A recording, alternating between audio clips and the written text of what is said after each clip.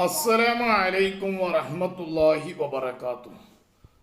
ചെർക്കളം അബ്ദുള്ള സാഹിബിൻ്റെ അനുസ്മരണ പരിപാടിയിൽ ഷജറയോട് അടുക്കരുത് എന്ന് തെളിവ് സഹിതം വെള്ളിക്കോത്ത് ബഷീർ സാഹിബ് അഥവാ ബഷീർ ഖാൻ്റെ വല്ലാത്ത കണ്ടുപിടുത്തം നടത്തുകയാണ്. ബഷീർ ഖാൻ കണ്ടുപിടുത്തം നടത്തി. ബഷീർ ഖാ നല്ലൊരു കണ്ടുപിടുത്തം നടത്തുന്നത്. വല്ലാത്ത ജാതി കണ്ടുപിടുത്താട്ടോ ബഷീർ ഖോ, നിങ്ങൾ വല്ലാത്തൊരു മനുഷ്യനാട്ടോ. എന്നാ സ്റ്റേജിൽ കൂടി സദസ്സിൽ കൂടി ആകെ പെണ്ണുങ്ങൾ ഇങ്ങനെ അയിഞ്ഞാടുക. സ്റ്റേജിൽ ആരുണ്ട്? വലിയൊരു തങ്ങൾ പാപ്പി ഇരിക്കുന്നുണ്ട്, കാര്യപ്പെട്ട കുറേ ആൾക്കാർ ഇരിക്കുന്നുണ്ട്. അതിൻ്റെ അടിയിൽ കൂടെ ഒക്കെ പെണ്ണുങ്ങൾ കണ്ടെങ്കിൽ ആകെ ഇങ്ങനെ ബലസാണ്. അവിടെയാണ് ഷജറ എന്നുള്ള വിഷയത്തെ മൂപ്പര് കണ്ടുപിടിച്ച് തെളിവ് സഹിതം ഹാജരാക്കുന്നത്.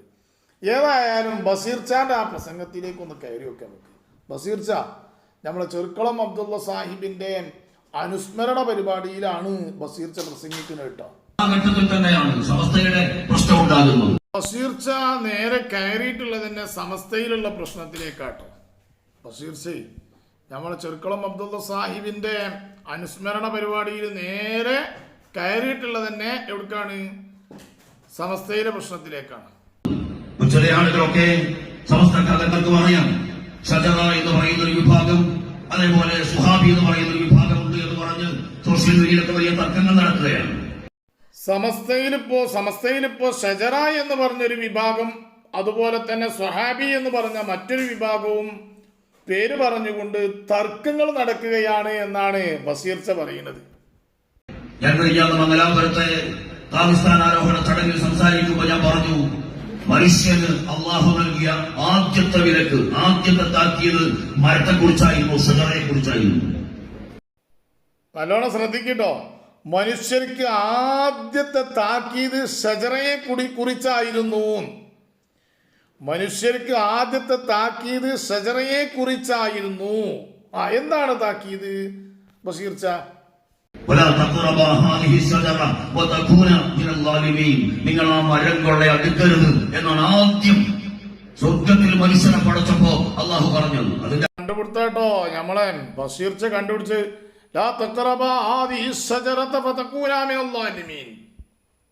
അതാണ് ബഷീർ ഖാന്റെ പ്രത്യേക ആയത്തുദ്ധരിക്കുന്നത്. ആദ്യം പറഞ്ഞ വിഷയം ആയിക്കോട്ടെ, ബാക്കി പറയട്ടെ. ഇനി അതിന്റെ വിശദീകരണം എന്ന് പറയട്ടെ. ബഷീർ ഖാ ഇനി അതിന്റെ അർത്ഥം വിശദീകരിക്കുന്നുണ്ട്. അതിന്റെ അർത്ഥം എന്താന്ന് അറിയോ? കേട്ടോളി. അർത്ഥം എന്താ പറയുന്നത്? കേട്ടോളി. എന്ന് പറയുന്നത് അത് വലിയ വടവൃക്ഷം പോലെ വളരുന്നതും ആഴത്തിൽ വേരുന്നതും മനോഹരമായ കായ്കനികൾ ഉണ്ടാക്കുന്നതും മാത്രമല്ല. അർത്ഥം വിശദീകരിക്കുന്നിടത്താണ് ഈ പറയുന്നത് കേട്ടോ. അത് വലിയ മരമാകുന്നതും വലിയ ആയത്തിൽ വേരൂട്ടുന്നതും വലിയ പഴങ്ങൾ തരുന്നതും അതുപോലെ തന്നെ വലിയ മരമാകുന്നതും എന്നുള്ളത് മാത്രമല്ല. ഇനി എന്താണ്? അടുത്തു പോയാൽ മനുഷ്യൻ അപകടമുണ്ടാക്കുന്നതും ഷജറയിൽപ്പെട്ടിട്ടുണ്ട് എന്നാണ് ആ ആദ്യത്തെ താക്കീതിന്റെ അർത്ഥം എന്ന് ഞാൻ മംഗലാപുരത്തെ പാകിസ്ഥാനോഹരണ ചടങ്ങിൽ പ്രസംഗിക്കുമ്പോ പറയുകയില്ല. ഞാനിപ്പോ നോക്കാണ്, നിങ്ങൾ സ്വന്തം ഗ്രൂപ്പിലുള്ള ഒരു ടീമിനോടുള്ള വെറുപ്പ് കാരണം എന്തൊക്കെയാണ് ഓതിയിട്ട് അതിന് പ്രചരിപ്പിക്കുന്നത്. ആ മരത്തിനോട് അടുത്തു പോയാൽ അത് വലിയ പ്രയാസമുണ്ടാക്കുന്നതും, അപ്പൊ ഷജറയോട് അടുത്തു കഴിഞ്ഞാൽ അത് വലിയ പ്രയാസമുണ്ടാക്കുന്നതാണ്. ആയതുകൊണ്ട് നിങ്ങൾ ഷജറയിൽ പെട്ടുപോകരുത്. സുബ്ഹാന ജല്ല ജലാലു. ബാക്കി കൂടി അയാൾ പറയട്ടെ. മംഗലാപുരത്ത് ഇയാൾ ഈ പ്രസംഗിച്ച പ്രസംഗമാണ് ഇപ്പൊ ഈ പറയുന്നത്. ഇവിടെ ചിലരൊക്കെ പറഞ്ഞു വരുന്നത് എന്താണ്? മുസ്ലിം ലീഗാണ് സമസ്തകാലത്ത് പ്രശ്നമുണ്ടാക്കിയതെന്നാണ്. ഇത്രത്തോളം ഈ ആയത്തിനെ ദുർവ്യാഖ്യാനം ചെയ്യാനുള്ള കാരണം എന്താണ്? ഷജറകൾ പറഞ്ഞത്രേ മുസ്ലിം ലീഗാണ് ഇവിടെ സമസ്തയിൽ പ്രശ്നമുണ്ടാക്കിയത് എന്ന്. സമസ്തയിൽ പ്രശ്നമുണ്ടാക്കിയത് മുസ്ലിം ലീഗാണ് എന്ന് ഷജറക്കാർ പറയലുകൊണ്ട് തന്നെ ഷജറക്കാരുടെ പേരിൽ ആയത്തിറക്കിക്കൊണ്ട് നമ്മളെ ബഷീർ ഖാ അർത്ഥം വെച്ചുകൊണ്ട് പറയുന്നു. നോക്കാണിങ്ങൾ അതെങ്ങനെ സ്വന്തം സമസ്തക്കാരെ, മറ്റു മറു വിഭാഗക്കാരല്ല, സ്വന്തം സമസ്തക്കാരെ പറയുന്നത്. യഥാർത്ഥത്തിൽ എന്തായിരുന്നു സത്യം? യഥാർത്ഥത്തിലുള്ള സത്യം എന്ന് പറയുന്നത് ആയിക്കോട്ടെ, യഥാർത്ഥത്തിലുള്ള സത്യം എന്ന് വിശദീകരിക്കും. യഥാർത്ഥത്തിലുള്ള സത്യം എന്ന് പറഞ്ഞാൽ എന്താണ് എന്നുള്ളത് വിശദീകരിക്കേണ്ട നമ്മളെ ബഷീർ ഷാ.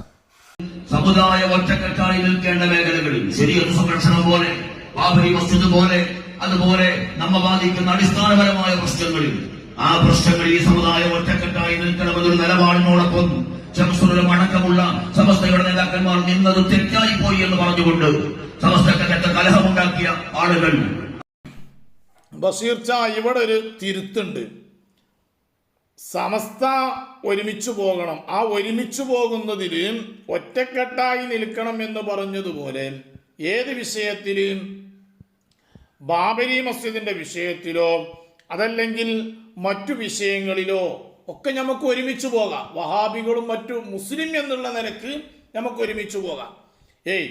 അങ്ങനത്തെ പ്രശ്നങ്ങൾ വരുന്നിടത്ത് ആ സമയത്ത് സമസ്തയിൽ തന്നെ വഹാബീസം കയറുക, സമസ്തയിൽ തന്നെ വഹാബീസം കയറുക, അത് പറ്റൂലെന്നാണ്. അപ്പൊ അതുകൊണ്ടാണ് പറഞ്ഞത്, നിങ്ങൾ ഇവിടെ പറഞ്ഞു കൊണ്ടുവരുന്നത് 1989 തിരിഞ്ഞു പോയതാണ്. 1989 സംഘടനയിൽ നിന്ന് കാന്തപുരം വിഭാഗം തിരിഞ്ഞു പോകാനുള്ള കാരണം സുന്നത്ത് ജമാഅത്ത് പറയൽ കുറവായി എന്നുള്ള ഒറ്റ കാരണത്താലാണ്. സുന്നത്ത് ജമാഅത്തിന്റെ പല വിഷയങ്ങളും അവിടെ മൂടിവെച്ചു.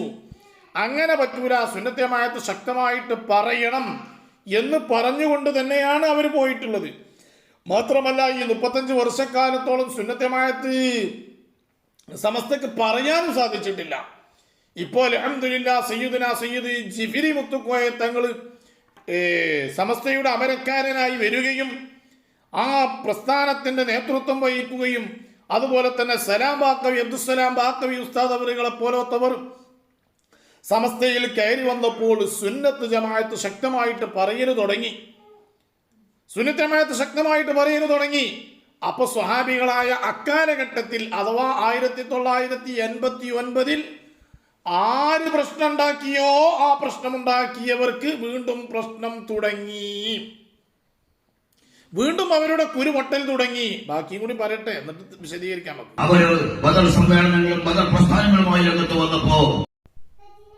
ഈ ബദൽ പ്രസ്ഥാനവും ബദൽ സമ്മേളനവും വരാനുള്ള കാരണം അത് എന്തുകൊണ്ടാണ് എന്നുള്ളത് നിങ്ങൾക്ക് തന്നെ അറിയാം. സുന്നത്ത് ജമാഅത്തിന്റെ കാര്യത്തിൽ വിട്ടുവീഴ്ച നൽകിയപ്പോൾ പറ്റൂല എന്ന് പറഞ്ഞിട്ടാണ് ബദൽ സമ്മേളനവും ബദൽ സംഘടനയും ഒക്കെ ഉണ്ടാക്കിയത്. ഒന്നിച്ചു നിൽക്കണമെന്ന മുസ്ലിം ലീഗിന്റെ ആഹ്വാനത്തോടൊപ്പം നിൽക്കുന്ന സമസ്തയെ ഇന്ത്യൻ യൂണിയൻ മുസ്ലിം ലീഗ് സഹായിച്ചു എന്നതാണ് അന്ന് അടിസ്ഥാനപരമായി സംഭവിച്ചത്.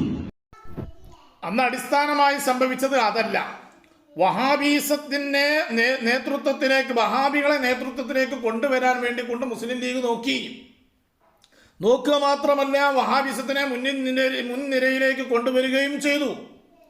അതിന് ഇ.കെ. ഉസ്താദിന്റെ ഒരു പിന്തുണയും ഉണ്ടായി.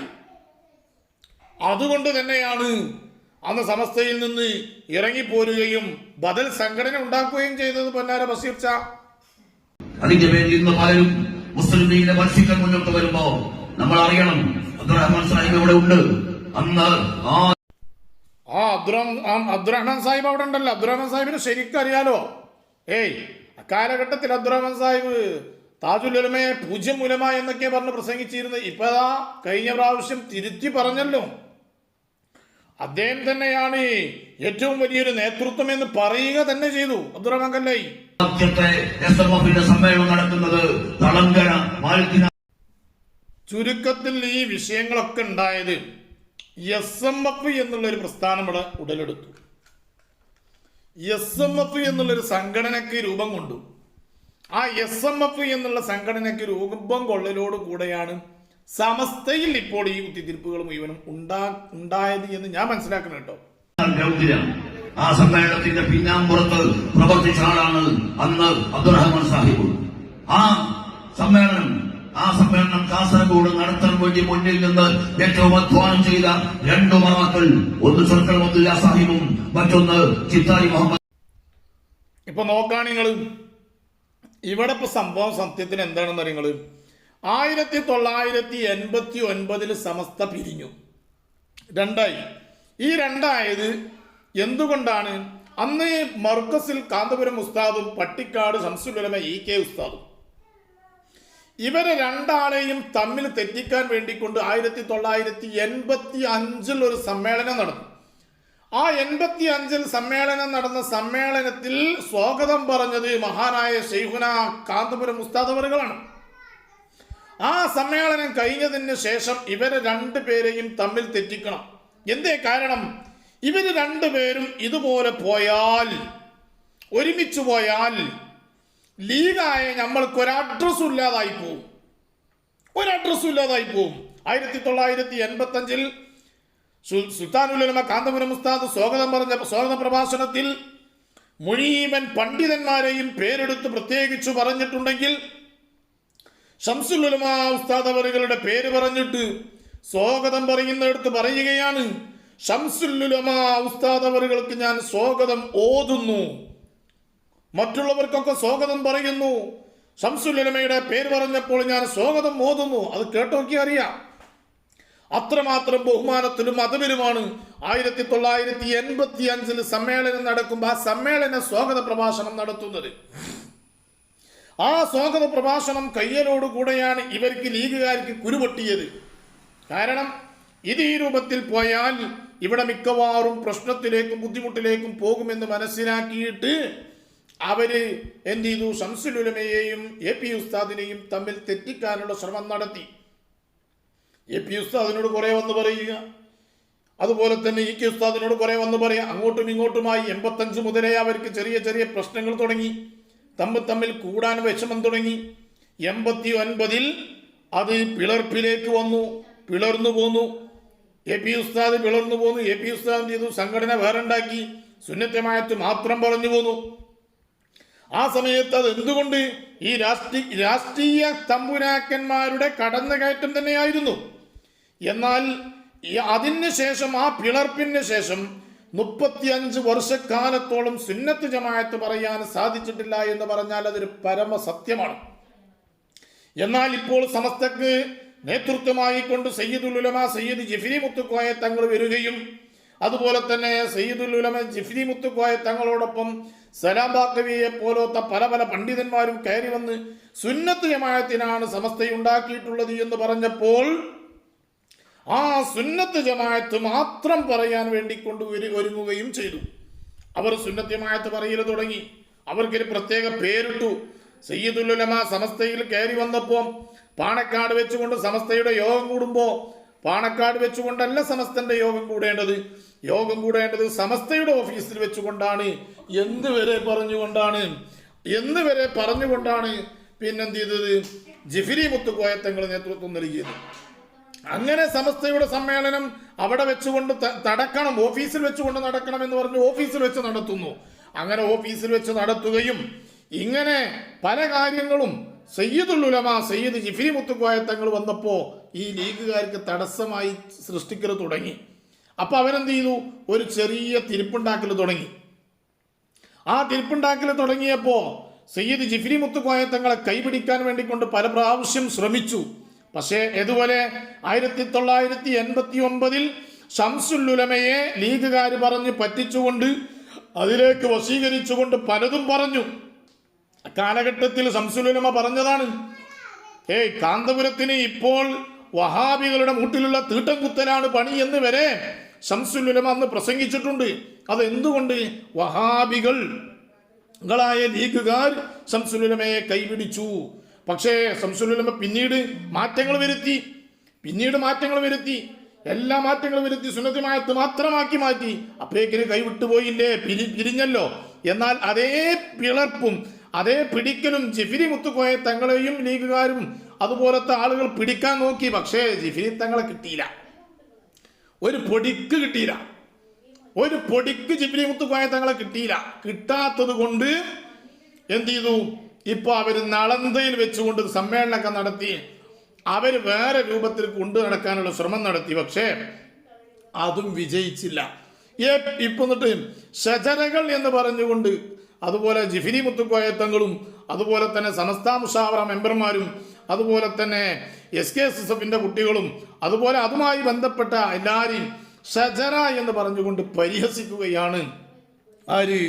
ഈ ബഷീർ ചാനെ പോലത്തെ ഈ SMFന്റെ കുറച്ചാളുകൾ എന്നാണ് മനസ്സിലാക്കുന്നത്. ഏതായാലും എൻ്റെ പ്രിയപ്പെട്ട സഹോദരന്മാരെ, അതുകൊണ്ടൊന്നും വലിയ കാര്യമില്ല. അത് നിങ്ങൾ പിളർത്താൻ നോക്കിയിട്ട് കാര്യമില്ല. കാരണം എല്ലാവർക്കും മനസ്സിലായി പണ്ടത്തെ കാലം പോലെയല്ല. 1989 പിരിഞ്ഞ അന്നത്തെ പോലെയല്ല ഇന്ന്. എല്ലാവർക്കും അത്യാവശ്യം എല്ലാ കാര്യങ്ങളും കൈകാര്യം ചെയ്യാനും മറ്റു കാര്യങ്ങൾക്കും കഴിവുണ്ടായത് കൊണ്ട് തന്നെ ആര് കയറിക്കൂടിയിട്ടും സമസ്തയിൽ ആര് കയറിക്കൂടിയിട്ടും സുന്നത്ത് ജമാഅത്തിനെ തകർക്കണമെന്നുള്ള ഉദ്ദേശം വെച്ചുകൊണ്ട് കയറിയാൽ ഇപ്പൊ താൽക്കാലികം നടക്കാൻ പോകുന്ന കാര്യമല്ല. അതിനൊരിക്കലും ജിഫ്രി മുത്തുക്കോയ തങ്ങളും സമസ്തയിലുള്ള മുഷാവറ മെമ്പർമാരും വിട്ടുകൊടുക്കുന്നതല്ല എന്നുള്ള കാര്യം ഉറപ്പാണ്. ഇപ്പുറത്തതാ കടന്നുകൊണ്ട് നൗഷാദും കൂട്ടരും കടന്ന് ചാകുന്നു. എന്താ കാര്യം? എന്തെങ്കിലും കാര്യമുണ്ടോ? ഒരു കാര്യമില്ല. എന്നതുപോലെ തന്നെ സ്വഹാബികൾ കടന്ന് കളിച്ചാൽ ഒരു കാര്യവുമില്ല എന്ന് സാന്ദർഭികമായി കൊണ്ട് സൂചിപ്പിക്കുന്നു.